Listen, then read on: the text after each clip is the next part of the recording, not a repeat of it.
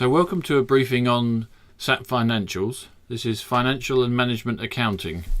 And first we're going to look at financials and what they are in enterprise resource planning.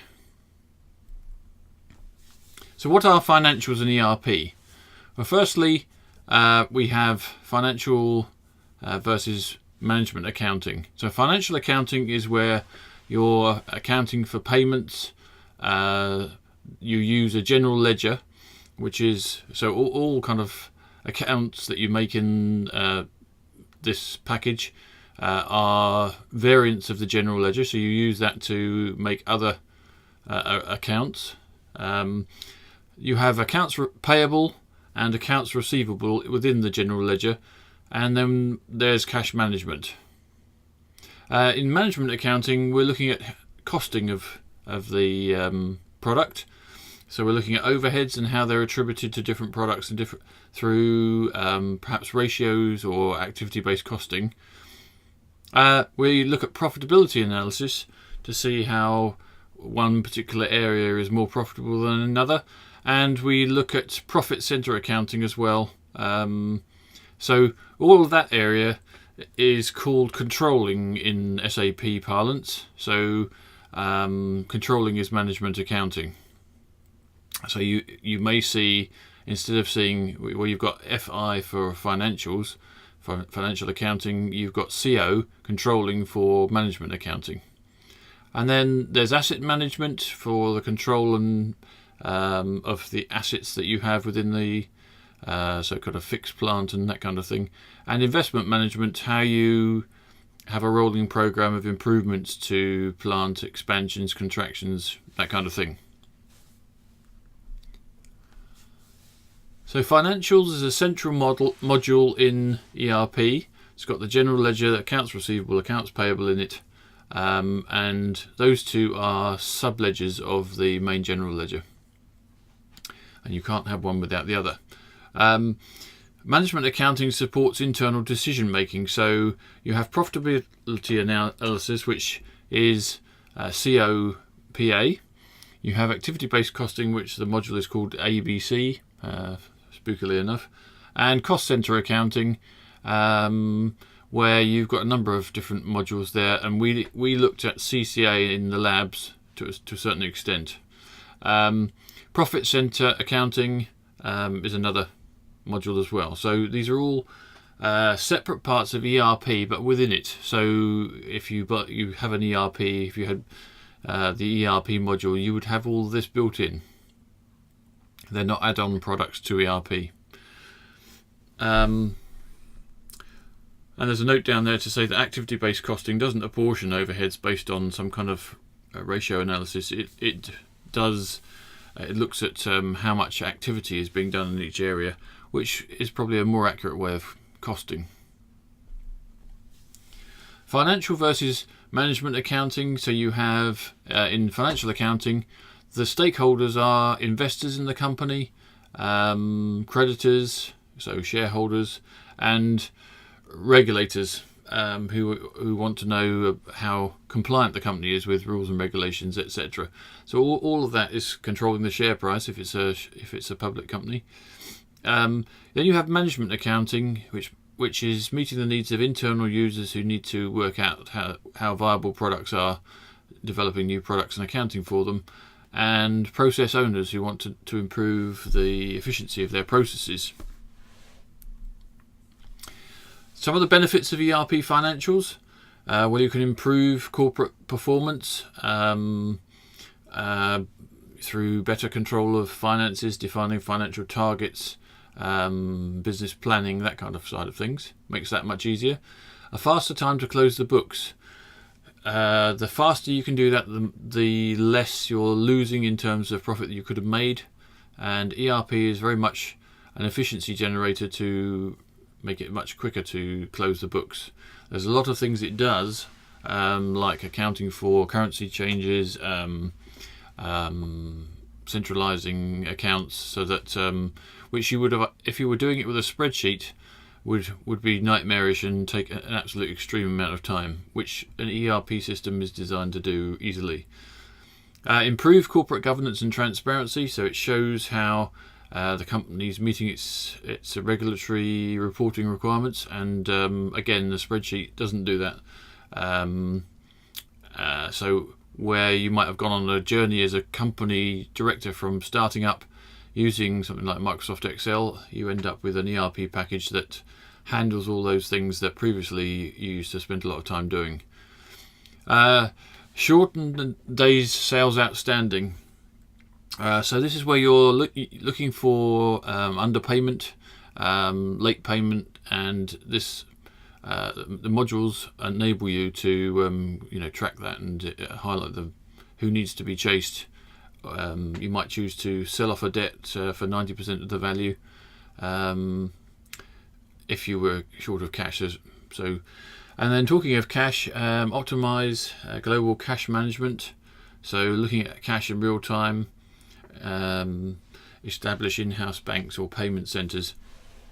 And you've got to be very careful about exchange rates. They can have an impact, although they shouldn't really drive strategy, but still something important to keep track of. Improve financial and managerial reporting, so you can report performance by business unit or cost centre, and that obviously is going to help in deciding what's viable in what place.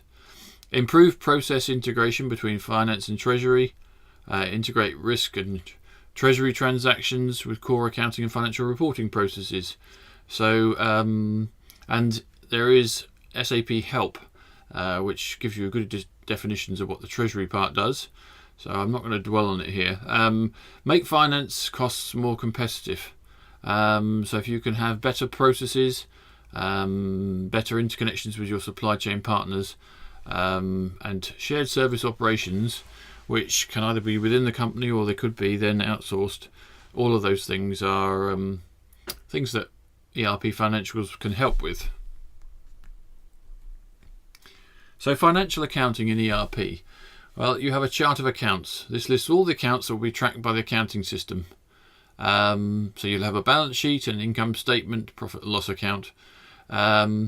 And you have to set up the chart of accounts before you can do any postings. That's one of the first jobs you do when you're setting up. And in actual fact, in the labs, when we access the Global Bike Incorporated, the chart of accounts has already been set up for us. But if we were to buy an SAP client, raw client, then we'd have to do that all ourselves. The general ledger, when transactions and postings begin, balances accumulate in the general ledger. This is integrated with all the other financial modules. So you'll have monthly, quarterly and annual financial statements, and they're available through the general ledger. And obviously making sure they're accurate is important. The financial statements, you'll have an income statement. This is the profit and loss account, statement of retained earnings, a balance sheet and a statement of cash flows. And that information goes to stakeholders such as shareholders, government agencies, financial analysts, creditors and public investors of other kinds. They have to be prepared to conform with some form of generally accepted accounting principles or international financial reporting standards, or both. One of the things that ERP can do is it can work with lots of different types of accounting systems and rationalize them. So that's a big benefit of using an ERP system. It makes reporting so much easier. Multinational accounting, so if you've got different currencies and multiple languages, then the ERP system can take account of all those international global changes, differences. Parallel accounting and consolidation. So just what I've just been saying, you can have those different financial systems being observed in reports, and then you can combine them to give a consolidated version for the whole firm. The halves of the general ledger. You have accounts payable, that's outgoing cash. Products are bought, payables for purchases are totaled, assets are managed, and wages and salaries are paid. On the other side, So all of those are outgoing cash. On the incoming side, there are invoices are sent to customers and receivables for shipments are totaled, and the general ledger then records all the outgoing and incoming balances.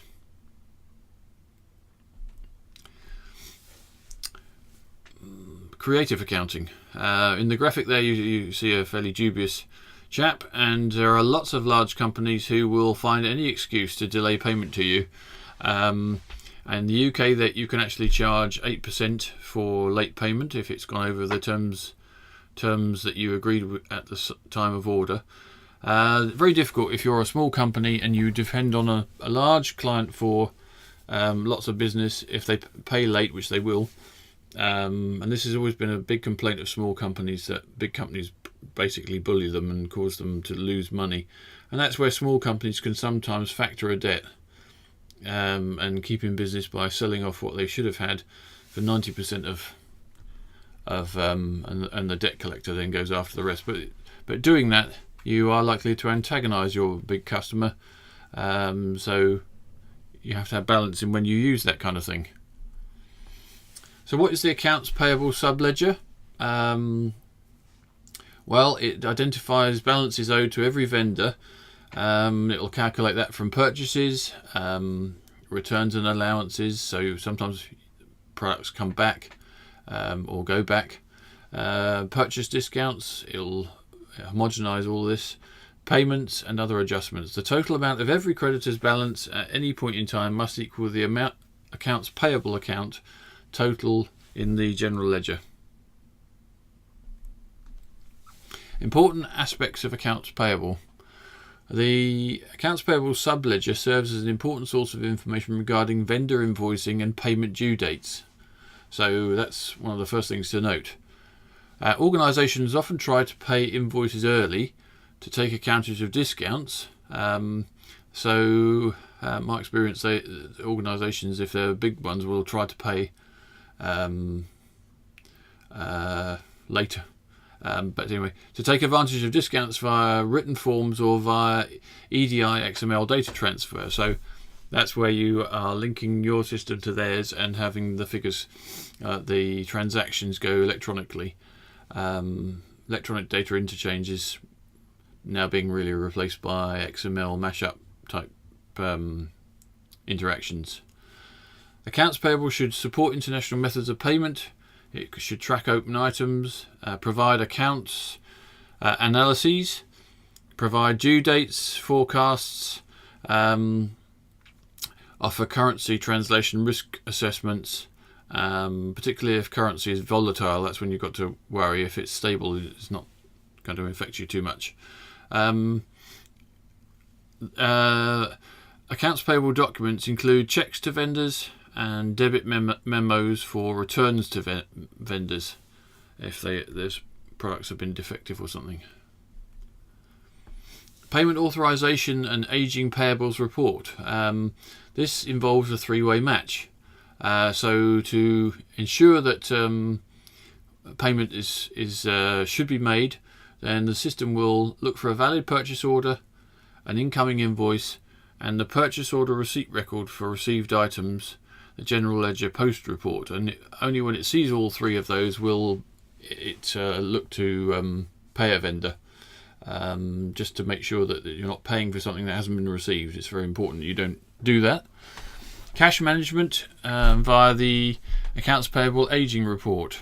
This is used to group payable vouchers in 30-day increments. So it allows you to get a focus on those payable items that are past their due date, and then you can start thinking, you can get reports saying we need to focus on getting this money in from this particular supplier, for example, or customer.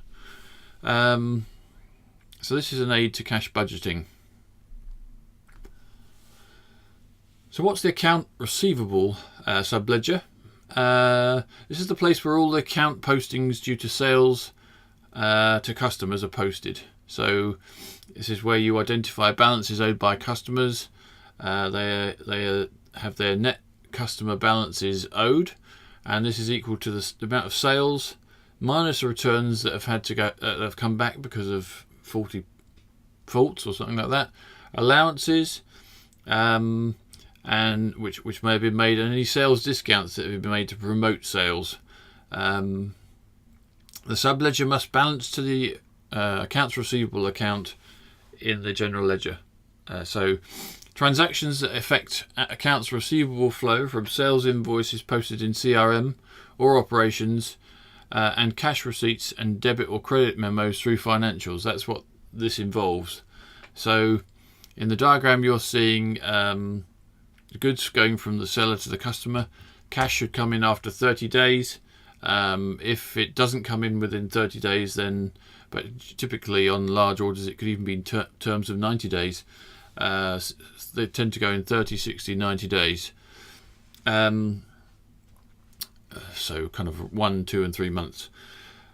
The seller recognises the revenues at the moment of sale, but since the cash doesn't come in straight away, then the accounts receivable, you're not getting that payment going into the accounts at that point. The accounts receivable won't see it at that point until later, when actually the payments do come in. ERP functionality, you have accounts receivable. It gives a streamlined and accelerated process for applying receipts and analysing accounts, producing due date reports, sending invoices, accounts, and dunning statements. So dunning is the German word for credit control, and so if you're involved with dunning, it means that you are actually chasing people for payment, and that's where you would have also debt collector, possibly debt collectors involved if people are well outside their due date for paying. Credit management. This supports automatic update of accounts receivable balances and alarm reports to flag up over credit limit. So if somebody's buying lots of stuff and maybe they're not paying for a long time, that may signal that there's a problem with that company, that you may have to actually chase them very hard for payment, and they could be having liquidity problems. So that's when you probably would factor a debt to ensure you get something. And then it looks at non-payment. The accounts receivable aging report. This groups receivables into 30-day increments, pretty much like the other reports. Accounting and finance personnel use the aging report to make cash flow predictions, to provide focus on older balances, and to establish the proportion of likely bad debts. So again, this is to help track and produce reports on what's happening in each area. So what is cash management?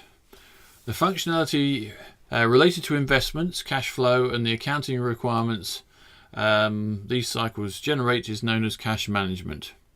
It interfaces with other financials such as accounts payable and accounts receivable subledgers, the general ledger, and payroll. Calculations based on cash on hand, accounts payables, and accounts receivables allow finance personnel to project future cash flows and to prepare an associated cash budget. For international companies, the cash journal can be kept separate. It can be kept in separate currencies and separate company codes. So you've got a company code maybe for the American plant. So in the case of that might be Dallas. In the case of Global Bike Incorporated, and they might have another one, Heidelberg, for the German plant under that company code. Bank statements can be reconciled manually or automatically. The system allows you to do liquidity forecasting. This integrates anticipated cash inflows and outflows from financial accounting, purchasing and sales in order to show mid to long range liquidity trends. So what you're looking for is obviously to have a rising liquidity within limits. What you don't want is for the company, like lots of companies, if they run out of cash, they go out of business. Even though they've got a brilliant design and fantastic order book, they can still go under. So you need to think about how to, if that's happening, liquidity is dropping, how can we use cash better? By delaying a payable while leaving the money in interest-bearing accounts for longer, cash can be generated. So big companies do a lot of this. For any currency, under cash flow analysis for any currency or in multiple time periods, so as not to miss early payment discounts, assuming cash flow is sufficient to pay other short-term cash liabilities. So you look at how you can move your cash around. And under capital budgeting, if the cost of capital is less than the minimum rate of return on a capital investment project, then expanding plant capacity may yield potential for future returns instead. And when you've got cheap capital, then that's one way that you can expand the firm when you can't make money in other ways. So try to work cash hard, delay payables if you need to. You'll only be able to get away with that for a certain period of time with the same customer. Supplier. Pay early for discounts, or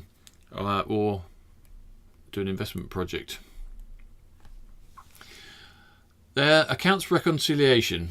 So in the general ledger, you'll have a reconciliation account, and in SAP what you do is you start off with a general ledger as a default template, and you can then notify the system that this is going to be a reconciliation account, and then it's set up as a kind of from the template of the general ledger.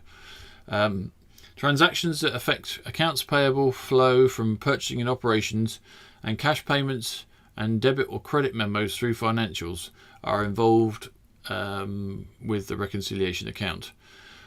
This is about reconciling different currencies, reporting rules, that's accounting reporting rules, and you can have a mismatch report which shows the difference when you've got a reconciliation. If it doesn't match, then something has to be done about that, really. You may need to have manual intervention. Management accounting in ERP Financials. So this is internally focused. It's meeting the needs of external consumers of financial information, but it's also the main focus is for people within the company to know how cost effective each product group is, that side of things. So it looks forward. It's not historical accounting for what has happened. It's looking for when you're developing new products, how do you cost them, and how can you do a profitability analysis on them, that kind of thing. The aim is to make revenue and expense information more useful for management purposes, such as strategic management, product management, risk management, and performance forecasting, designing, evaluating, and optimizing business processes, budgeting and forecasting, implementing and monitoring internal controls. So this is for controlling the company. That's why it's called controlling in SAP. So cost accounting. One of the main activities of management accounting is cost accounting. This determines budgeted actual costs of operations, processes, departments, or products. It'll analyse variances and profitability from those figures to see changes, and also to see absolute numbers of how profitable products are from their costings. You have to do overhead costings, so that helps to plan, allocate and control indirect costs, or costs that can't be directly assigned to a specific product, such as factory rent, the salary of the factory supervisor, lubricants for machinery, the canteen, that kind of thing. And in CCO, and we have had some look at this. There's a cartoon which says kind of the struggle that goes on to decide what's going to be appropriate. The MD is saying to Dilbert here, just take your best guess. And so Dilbert says, so I should make up a number so I can get approval to make a phone call and ask what the number should have been. Right, but first you need to get my approval to do the cost-benefit analysis. And Dilbert says, will you approve it? and the managing director says, I'd have to see the numbers. This is a kind of Mobius strip that happens in lots of companies where you're trying to get authority to do things, and you might have the impenetrable kind of management speak that you have to deal with. It's a kind of catch-22 situation. Overhead costings. There's an allocation of indirect costs. So indirect costs need to be allocated to products so that management can make accurate product costing decisions via some mechanism. There's also direct costs. These are more easily allocated to products because they're the wages of factory workers or materials used, directly used to make products. And so it's very easy to apportion those to a product and see how much that product actually costs. But you've got to also apportion the indirect costs, or find some way of doing it through the amount of activity in one particular area.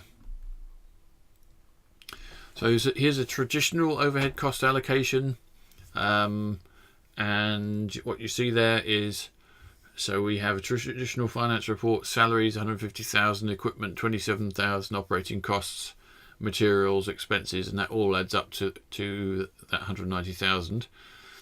In an activity-based report, you have enrolling students, inputting marks, so it's done much more by areas of activity. So the figures are the same, but the apportionment, how you actually put that in, means that there's more meaning in being able to see what areas were costing something, and how that would then allow you to flag up what you could do in a particular area to reduce those costs. That's obviously in the case of a university. In a company, you would have different activities labels. Companies previously allocated overheads based on machine hours and direct labour hours. This did not always reflect accurate product costs because other activities might drive costs, such as the number of machine setups required, inspection time incurred, the number of purchase orders executed, rework as well, as I guess. So ABC cost drivers are activities, not an arbitrary apportionment using ratios. So tracing overheads by cause and effect. Activity-based costing establishes cost drivers that cause a cost to be incurred. So once the cost of the activities have been identified, a proportion of the cost is attributed to products based on the extent to which the product uses that activity, and not just on a proportion of an overall figure.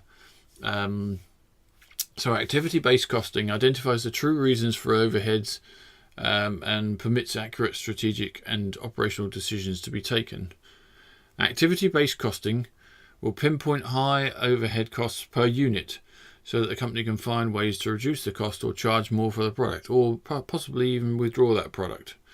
So each time you have a series of resource drivers, so there are resources, there's a resource cost assignment, and those are the resource drivers, but then they are used to be associated with activities, and you have an activity cost assignment and activity drivers, and it's those activity drivers that apportion costs based on the use of the amount of activities done, and then that leads you to cost objects.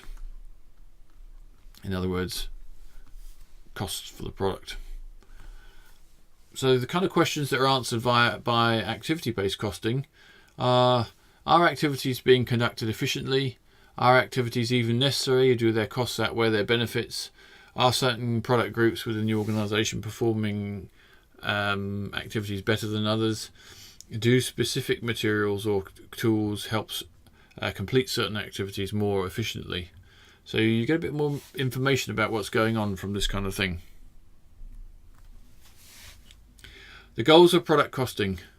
It's about determining the cost of products, services delivered using direct materials, labour and overhead, the costs incurred when making a product or service, the prices of finished goods or work in progress in materials management or sales, cost of goods made or sold, so That's the abbreviation there, which we did use in some of the lab work for profitability analysis. Modern ERP functionality for product costing will provide both standard and weighted average cost accounting methods, enabling a company to effectively manage costs and improve profitability. So there's a little diagram here, and when the company's buying supplies to make things, it will have a beginning inventory, which is the beige coloured blocks there, and it will make some new purchases which will be at a different price probably to the ones they previously bought. They'll either be higher price or lower price. Then when they're transformed into goods available for sale, you have in weighted average you have a mixture of old costs and new costs, and so pretty much if you keep to a weighted average over a period of time, you'll end up with your inventory going into stock and any sold as being a fairly constant figure of lower and higher costs that you've paid. They'll be incorporated in a kind of mixed way, so you have a fairly stable cost of goods sold. So this leads us to look at cost of goods sold and FIFO, LIFO and weighted mean. So FIFO is first in, first out. LIFO is last in, first out, and then we have the weighted average. And so first in, first out, what that's going to do is it's going to mean you might have, so the oldest cost, i.e. the first in, so that's the one you bought first, the cost of those products is matched against revenue and assigned to cost of goods sold. So the most recent purchases are assigned to units in ending inventory. In last in, first out, it's the reverse. Recent costs are assigned to goods sold, while the oldest costs remain in inventory. The difference this can make is if you suddenly have a rapidly rising raw material cost and your accounts are just coming up, where you've got to report profitability of your company, if you use and say that the goods that you bought first, so, months ago, cost a lot less than those that you're now having to buy because of this big price rise, then if you take stock from the oldest, so in other words first in, first out, then that's going to lead to your profits being artificially high for a period, because you're using cheaper materials and therefore profits per unit are going to be higher. The reverse is true if you've got falling cost of goods coming in, raw materials, then to achieve the same thing of artificially lowering costs for reporting purposes, then you would use last in, first out. If you want not to have those kind of things going on, then use weighted average, which will kind of homogenize the first and last in costs of raw materials. So there's a reasonable explanation, and you can see how that's built up there in terms of different products bought. But if you want more, then I've just taken some explanations. This is a very, very good online book called Principles of Accounting, and if you click that link at the bottom, you'll find it'll open up and it'll show you even more detail on this. So just to emphasize, first in, first out, last in, first out and weighted mean are means of taking stock that you've purchased to use in products and to treat how, if they're changing in price, how you account for that into the cost of the product that you're selling. Product costing answers. Management questions answered from product cost data. Product costing data can be used to answer questions like, how much does an item cost to produce? What's the difference between standard and actual costs for producing a product? How much should the actual production cost be that it costs you? and do some products perform significantly better than others, in which case it may be that expanding production in those areas, if it's possible, would be a good thing to do. So we can judge that through controlling profitability analysis and other SAP ERP modules. So what's profitability analysis about? It's looking at certain segments of a firm and determining the profit they generate. So you'll have profitability segments, and this can include any number of entities, including products, customers, activities or organisational units, or the intersection of some of them. So it looks at profit generated by certain product lines, sales made to certain industries, margins supported by specific distribution channels, performance of specific regions, decentralised sales offices or other semi-autonomous business units. So we did a little bit of that in the labs. Profitability analysis implementation in ERP. So some ERP systems provide for standard or default profitability characteristics and allow users to add and quantify their own without time-consuming data entry.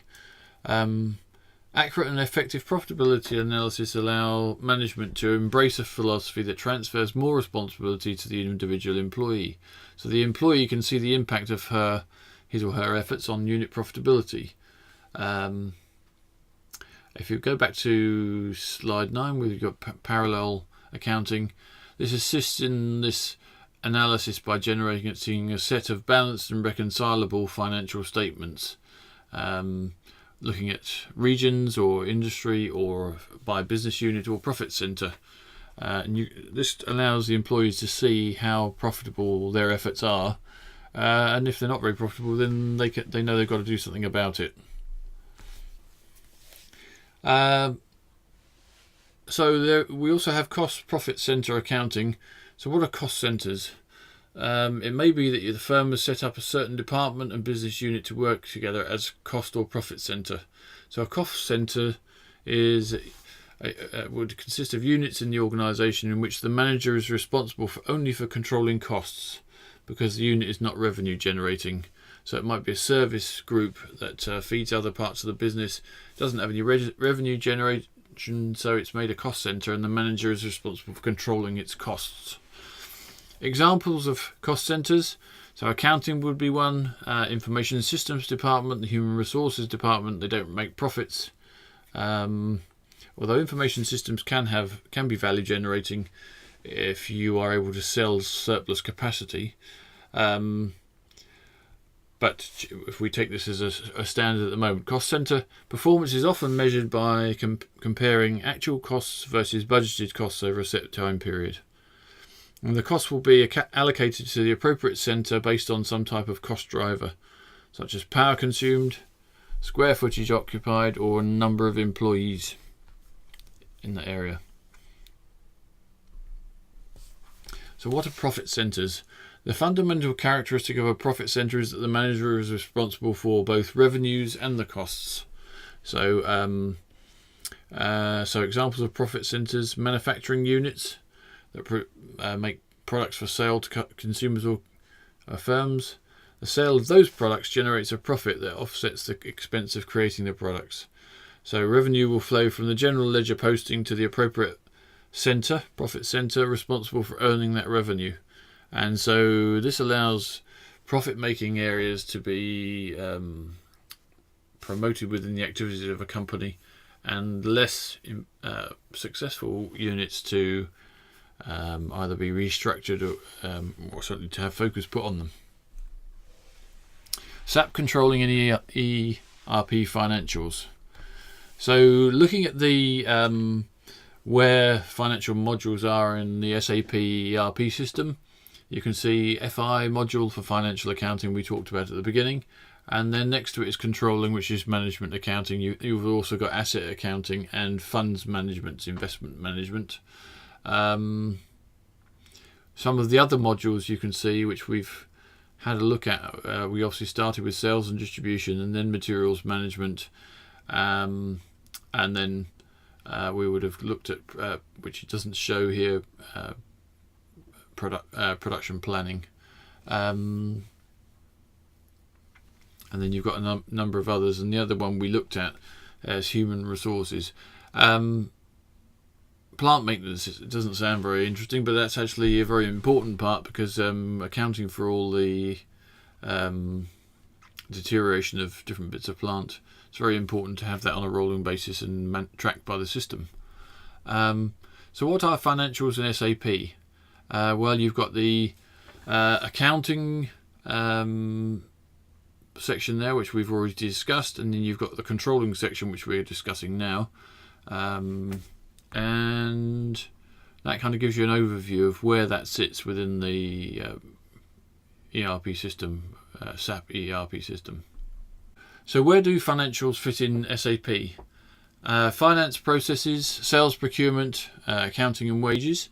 Under that you have accounts payable registers, which register all balances owed to vendors from purchases that are made. Accounts receivable registers all balances owed to the company by customers. Credit and collections handles the recovery of cash for completed orders. The treasury facility covers liquidity analysis, cash management, currency exchange and banking. General ledger consolidates the two sub-ledgers, and controlling then looks at costing of products and orders sold via activity-based costing as an example. So you can see that there are where that fits within the process of trading, where you go from sales and service through procurement and logistics, production planning. Then you have accounts payable, receivable, credit and collections, the treasury for handling cash, etc., and the general ledger for accounting for what's been done. Then you have controlling to look at how things might be recosted in future. And if you want to learn a lot more about that, then the SAP help system, if you run that link at the bottom, get a lot more help there, information. In SAP controlling elements, you have various bits of master data. So there are cost elements, there are cost centers, there are activities that you need to know if you're going to do activity-based costing, different types of orders and how they're managed, and profit centers. So you can see how each of the modules reports and is related to each other within controlling modules. So you've got profit center accounting, cost center accounting, and they are being driven by what's happening on production if it's a production-based thing. And then in the green there you've got you're doing your accounting for sales, doing invoicing, etc. So I'm not going to dwell on that too much, but that's, you can see how those processes interrelate.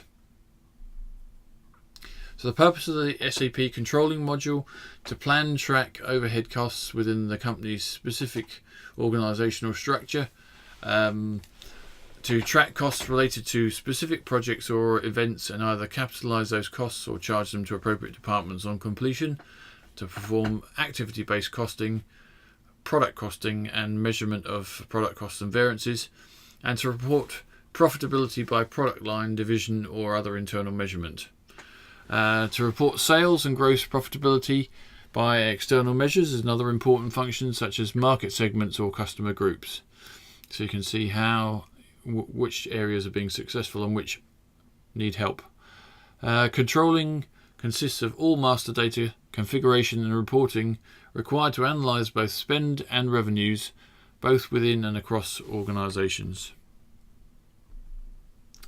So there's your master data, and these are the elements. So you have cost elements, cost and or revenue accounts, which you have to set up.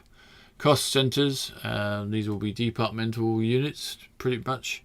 There will be profit centres. These will consist of business lines, product lines or divisions. All these have to be set up as master data before you can put actual data from actual orders into it.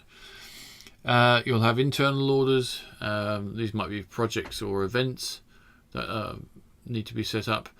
There'll be a cost of sales accounting that you'll need to do, and so there'll be some functional areas that need to be set up. We've also done a fair bit of work now with statistical key figures. These are effectively key figures, things that you use, which you've got to input, which then the system relies on.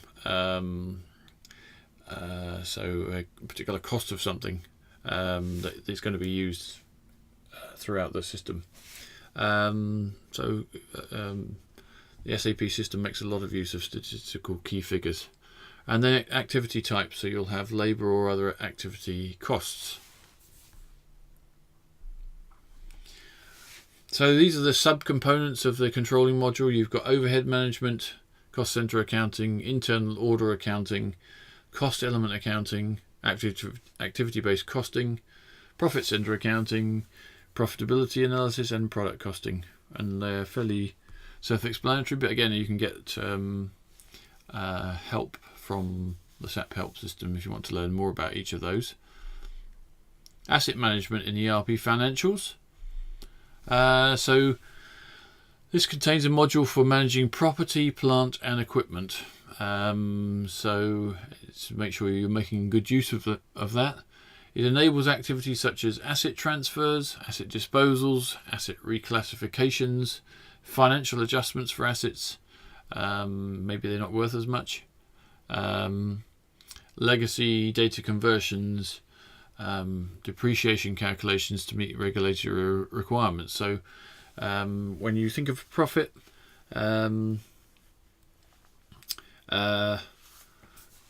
depreciation comes in there right at the end. Depreciation and amortization is a key part of knowing how profitable you are. It comes into that.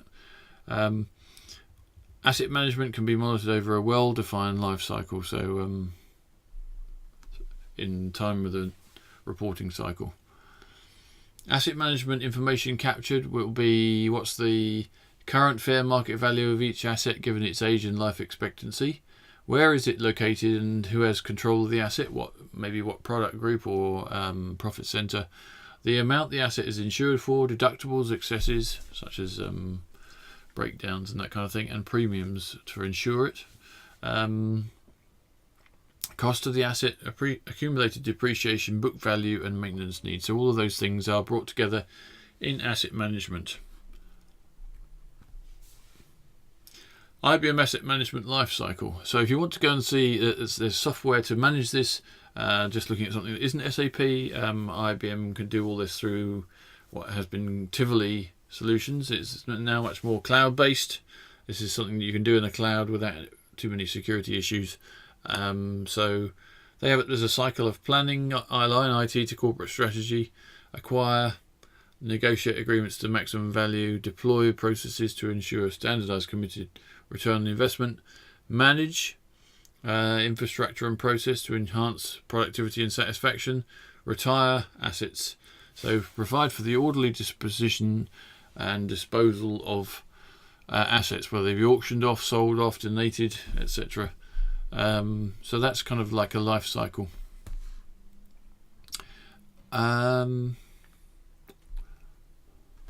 So the life cycle planning, dedicated resources to the project, to a particular project, and establishing expectations about execution steps. Complete and accurate investment cost information forms the basis for a capital asset budget request, and it will usually happen on an annual basis, either generally after Christmas onwards. There will be approval process, so you have to choose one of these projects possibly, decides which of these projects make the most sense to implement based on the business case during planning. They release an appropriation request, which is a formal sanction and a request for budget assignment and approval. Budgeting. Each project will be assigned a budget based on the amounts that were requested in the appropriation request. And project budgets are monitored from project implementation through execution. Implementation. This involves executing and validating the steps of the plan. Many internal and external factors can affect the path of a project, and the project manager must recognise how these could seriously affect the proposed timeline and budget. So this is from the Marion Bradford ERP text. Settlement and capitalisation. The execution of the product requires periodic settlement of vendor invoices, comparison of budget versus planned actual costs, and percentage of completion measured by actual costs incurred on a project. So when we built the till room, for example, there were project board meetings, and there have been sunk costs which have had to be paid for in perhaps ordering tables, ordering networking services, all this kind of thing, all done on a project basis. And then you have maintenance. Once the fixed asset is placed into service, then there are maintenance costs, and they have to be tracked and accounted for. And we do this through the asset management module. And then you have retirement of assets. So can you salvage some of those? It could be that they just go for scrap value, or it may be that you can sell it off to a smaller firm. So it could be a press brake or a laser cutter. You might, at the end of its useful life, as far as you're concerned, maybe it's going out of tolerance. It may still be okay for some firms who might want to buy it at a lower price. And then replacing investments. So if you need to replace something that is crucial to have in a production cycle, for example, then this is also tracked through this module. Investment management. So investment management involves capital asset decision making. Modern ERP systems support capital asset decisions by providing what new investments need to be made and when, so the information about that, which assets might need to be expanded, what costs would incurred on fixed assets until now, and what must be budgeted for in the future. And this is all kind of highlighted in this diagram, which shows there are appropriation requests to plan for purchase of tools, when are these things going to be required, what's the estimated resources involved, the value of each of those projects based on experience goes into a pre-investment analysis, and then as a result of that you have a wish list of projects that you want to do. So in the case of the business school, for example, we might have refurbished the atrium, build a simulation centre, build a tool suite. Here we're looking at plant, office renovation and cafeteria remodelling. And then you have the investment programme, and then it's all run through project boards. Capital asset decision making. To see how valuable a project's going to be when it goes into service, you can look at the future payoff by what will it be its internal rate of return, what's the payback period, what will it be its net present value. You can also look at what cost savings and revenue increases will the investment achieve, and how can the investment improve the image of the enterprise. So in summary, financials is a core component of the ERP systems. So it includes modules to support financial and management accounting. Financial accounting is aimed at producing the financial statements for external decision makers and includes chart of accounts, which you have to set up before you can do anything, and then the general ledger, which has sub-ledgers, accounts receivable and payable, and cash management. SAP Controlling supports internal decision makers and includes functions for cost center accounting, profit center accounting, activity-based costing, product costing, and profitability analysis. And then you also have asset management, which accounts for the acquiring of assets, tracking them, depreciating them when they are aging, and property, plant and equipment disposal. And then finally you have investment management modules that can assist a company to make wise investment decisions using various analyses such as return on investment and net present value calculations. So you can actually create decision support systems in Excel to do this if you want to, but an ERP system will give you investment management module to do just those kind of things. So if you can afford that, then it makes sense to have it. If you want help with any of this R3 related enterprise modules, then this is a place to look. It actually is all couched around the IDES model company that SAP use to show people things. We used to use this in the labs, but we've gone over to Global Bike Incorporated. So you will find it mentioning the IDES, the model company, but just remember that we use Global Bike Incorporated, which has much better resources in terms of teaching materials. So that's a much more modern case study. So that's the end of that briefing. Thank you very much for your attention, and we have Human Capital Management as another important module, so I'll refer you to that for viewing at another time. So thank you for looking at SAP Financials, Financial and Management Accounting.